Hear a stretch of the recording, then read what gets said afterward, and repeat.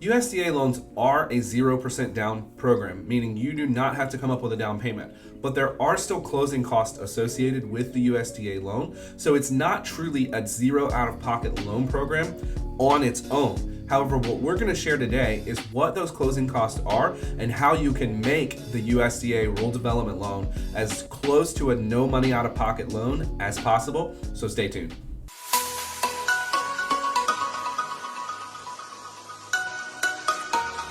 Hey, what's up everyone? It's Channing, and in today's video, I want to teach you how to get your closing costs paid for on the USDA rural development loan so that you can have as close to a no money out of pocket situation as possible, because as we know, as I say all the time on this channel, we know that the biggest hurdle to purchasing a house is not credit, it is down payment, it is money, it is cashola saved in the bank. It's so hard for people to be able to save and do everything they need to do with the price of houses and everything going on. So let's jump in and talk about closing costs and how to get them covered on the USDA home loan. So what you need to know about the USDA home loan is that there are some closing costs involved, just like any loan. So whether it's FHA, VA, conventional, USDA, there's going to be closing costs because there are other parties involved in the transaction that you are going through. So anytime you're getting a mortgage, there's going to be an appraisal fee. There's going to be a credit report fee,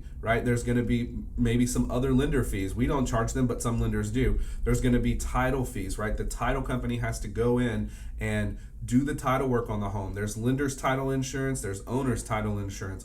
Those are all part of your closing costs. Then you're going to have recording fees for them to go down to the courthouse and record your deed or do it digitally or however they're going to do it. And then you also have prepaid charges, and these are going to be 12 months of your insurance, 12 months of your property taxes, not 12 months, but a prorated amount of your property taxes, as well as prepaid interest and any other charges that are a result of getting this loan. So every loan, no matter what mortgage you get, is going to have them. But in my opinion, USDA is the most flexible when it comes to how to get them covered, so you don't have to pay them out of pocket, because you're talking about 2% of the purchase price, $5, $6, $7, $8,000, maybe more depending on your location. Here in Louisiana right now, there's so much issues with the insurance because of the hurricanes that we've had, that you could have a $4,000 or $5,000 a year insurance premium alone without anything else. So teaching you and helping you understand and learn how to get these paid for will help make the USDA loan an even better benefit for you. And like I said, I think USDA makes it the most flexible out of anyone.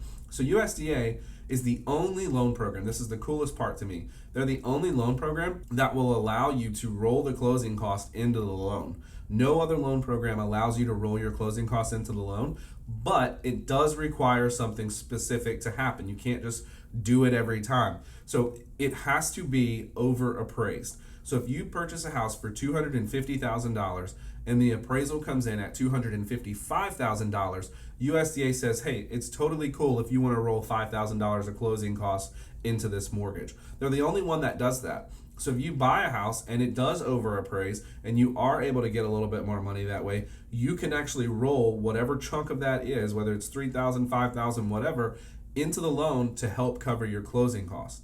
That's, like I said, they're the only one that does that, and it's one of the coolest features about USDA that a lot of people don't talk about. Now, the second one, it's the same like FHA.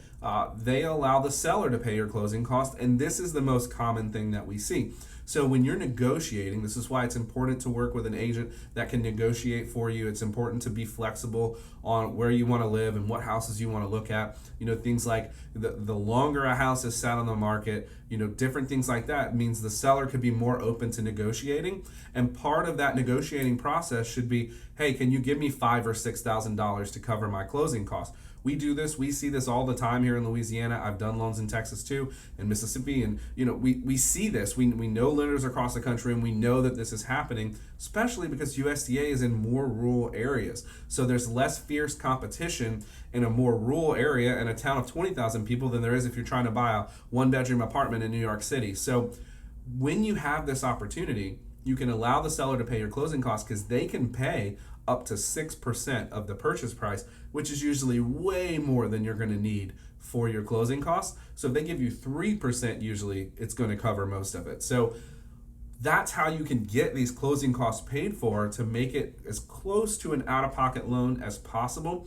There's usually just two fees that you're gonna have to pay out of pocket, and then the rest can be credited back to you. And the first one is gonna be your home inspection, which is not part of your mortgage transaction, but we highly encourage everyone to have one.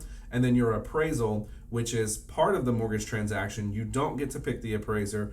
The lender picks the company and sends them out, and we have to pay them up front. So those are usually your two out-of-pocket expenses. So usually you're less than $1,000 out of pocket, typically, whenever you're doing this.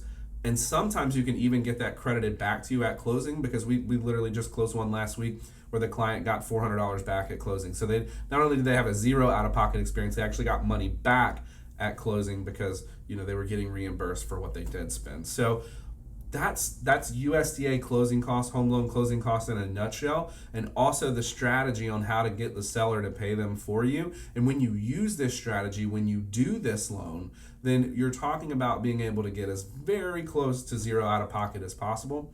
So if you haven't heard about this, if you're buying a house and you like, I still got to pay closing costs, I don't know what to do, definitely try this strategy. And if you're working with someone and they said they can't do it, man, find somebody else. We see this so much that it's so common in our industry that it shouldn't be that difficult to do. If you have questions about it or you need help with it, please let us know. As always, drop a comment on the video. I love engaging with y'all. And like this video so other people can see it. Subscribe to the channel so you never miss another video. I'm Channing, and I'll see you next time.